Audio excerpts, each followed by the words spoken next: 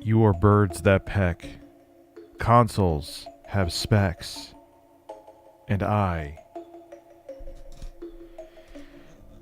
have pecs.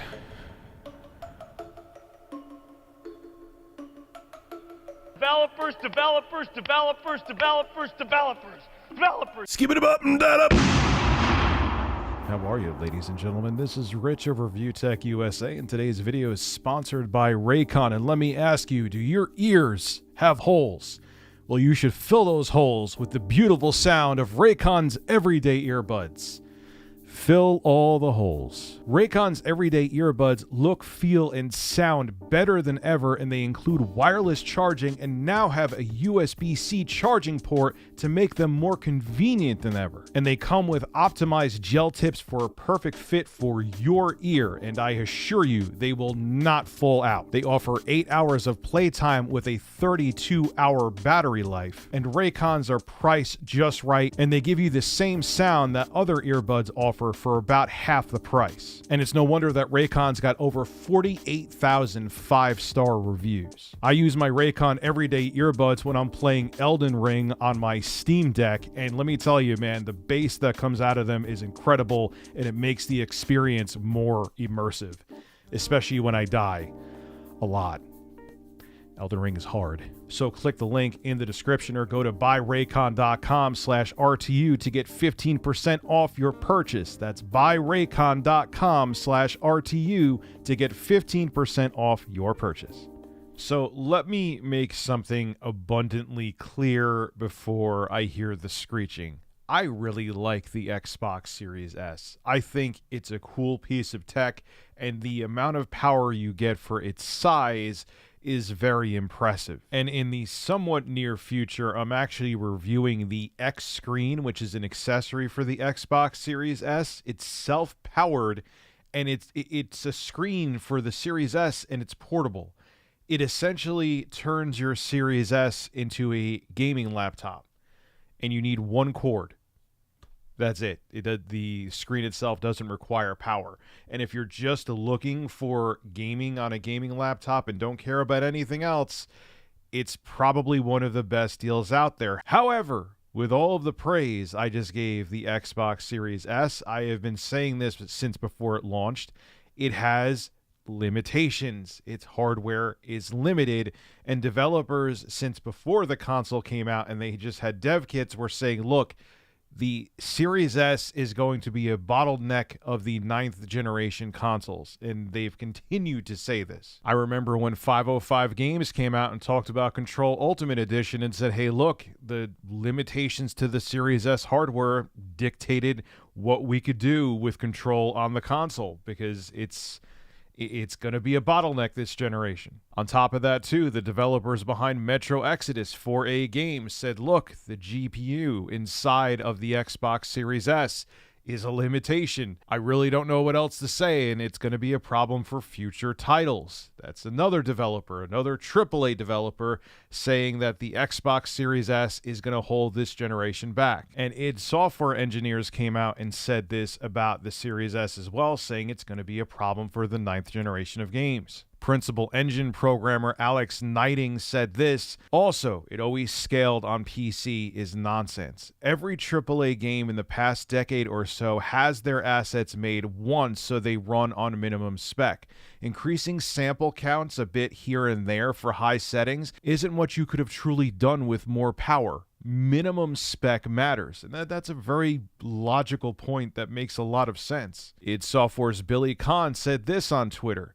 The memory situation is a big issue on the S. The much lower amount of memory and the split memory banks with drastically slower speeds will be a major issue. Aggressively lowering the render resolutions will marginally help, but will not completely counteract the deficiencies. Well, on the most recent episode of Digital Foundry Direct Weekly, Alex Battaglia, I love those guys over there, by the way, he actually talked about what developers were still saying about the Xbox Series S after they got this question from their audience. Take a look at this clip and then we'll discuss. The games that most effectively make use of the Switch hardware tend to be first or second party games from Nintendo, or developers that almost exclusively develop for Nintendo. Looking over your Series S coverage, however, it seems that third-party developers don't always put in the best Series S optimizations. Do you think that Series S will have a sort of switch situation where the games that use its hardware to the fullest are typically from Microsoft first-party studios, for example? First Forza Horizon 5 looks beautiful on the Series S compared to third-party Series S games.